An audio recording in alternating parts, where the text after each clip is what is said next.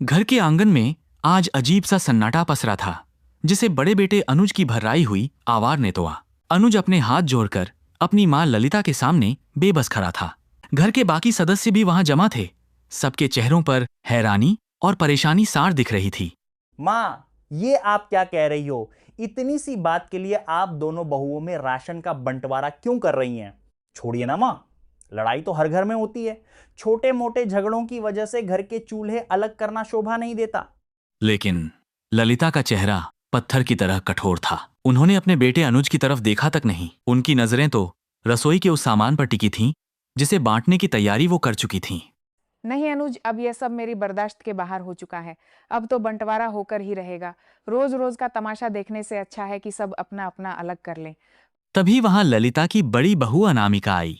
उसके चेहरे पर कोई पछतावा नहीं था, बल्कि वह अपनी सास के सुर में सुर मिलाते हुए बड़े गर्व से बोली, माँ जी ने बिल्कुल सही फैसला लिया है।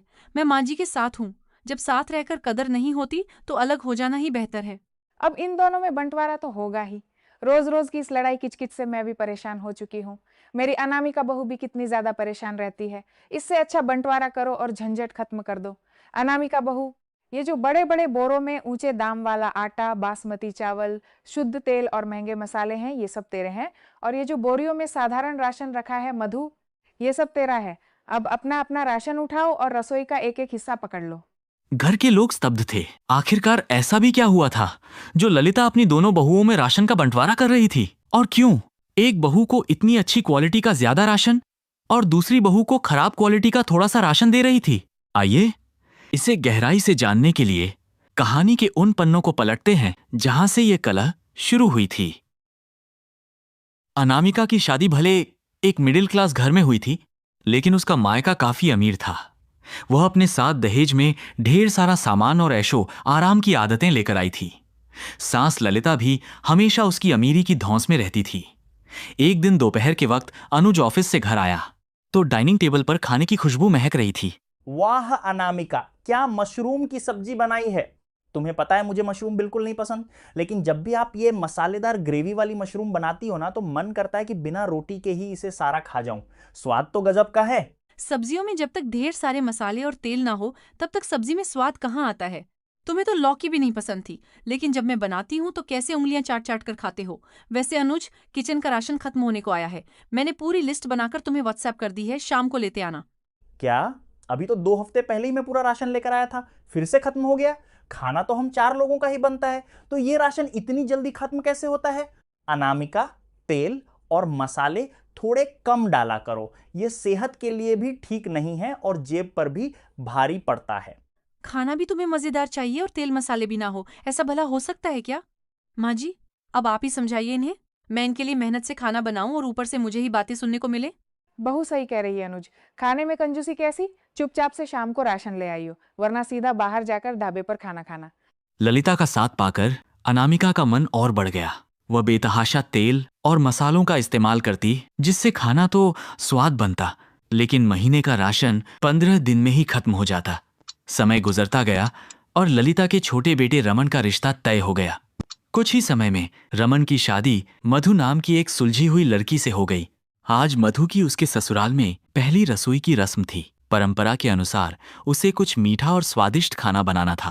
अनामिका रसोई के बाहर खड़ी होकर मधु को निर्देश दे रही थी। मधु, मैं यहीं बाहर हॉल में बैठी हूँ। अगर तुम्हें किसी भी चीज की जरूरत हो तो मुझे बुला लेना। एक बात कान खोलकर सुन लो, घर में सभी को स्वादिष्ट और चटपटा खाना ही पसंद है, तो उनके हिसाब से ही बनाना। फीका खाना कोई नहीं खाएगा। भाभी, आप फिक्र मत करिए, मैं बहुत अच्छा खाना बनाती हूँ। सभी को मेरा खाना काफी पसंद आएगा।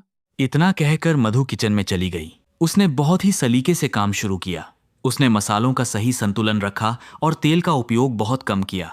कुछ ही देर में उसने ढेर सारा स्वादिष्ट खाना बनाकर डाइनिंग टेबल पर सर्व कर दिया। खुशबू पूरे घर में फैल गई। वाह माँ, खाना तो काफी बढ़िया बना है। क्यों भैया, आपको कैसा लगा? सच में रमण, खाना बहुत बढ़िया बना है। सबसे अच्छी बात यह है कि सब्जी में मसाले और तेल भी कम है, लेकिन स्वाद भरपूर आ रहा है।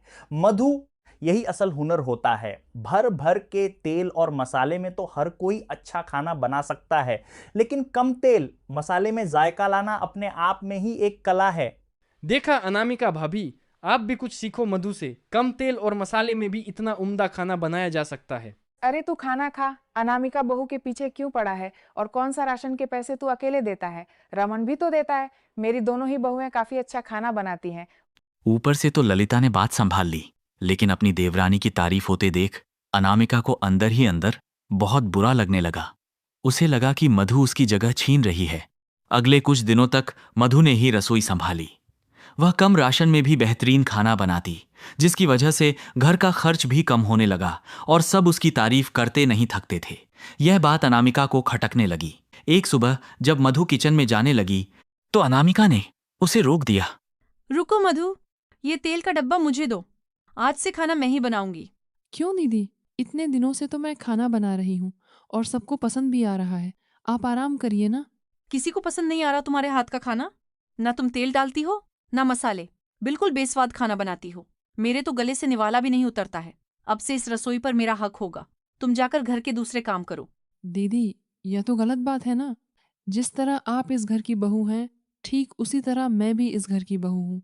सबको मेरा खाना अच्छा लग रहा है तो मैं ही बनाऊंगी। दोनों में बहस बढ़ने लगी। अनामिका ने आव देखा न था और मधु के हाथ से तेल का डिब्बा छीनने लगी। तेल का डिब्बा मुझे दो, खाना तो मैं ही बनाऊंगी।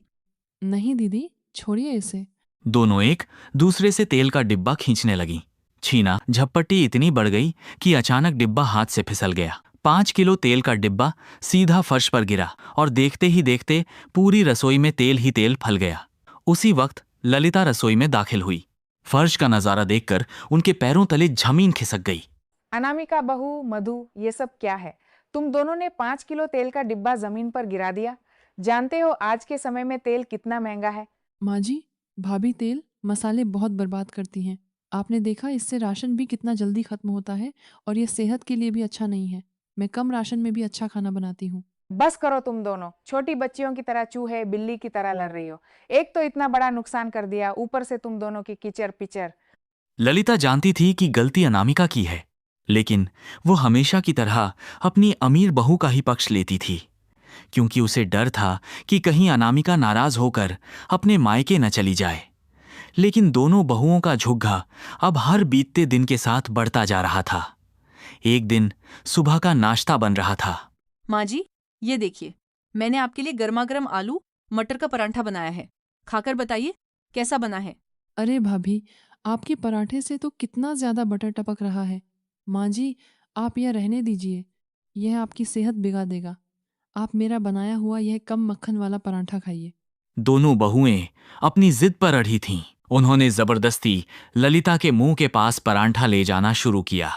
इस आपाधापी में वो खौलता हुआ गर्मा गर्म परांठा ललिता के हाथों और कपड़ों पर गिर गया। ललिता दर्द से कराह उठी। उनकी सहन शक्ति अब खत्म हो चुकी थी। अगले ही दिन ललिता ने बाजार से ढेर सारा राशन मंगवाया। उन्होंने तय कर लिया था कि इस समस्या की जड़ ही खत्म कर देंगी। उन्होंने सारा राशन आंगन में रखवाया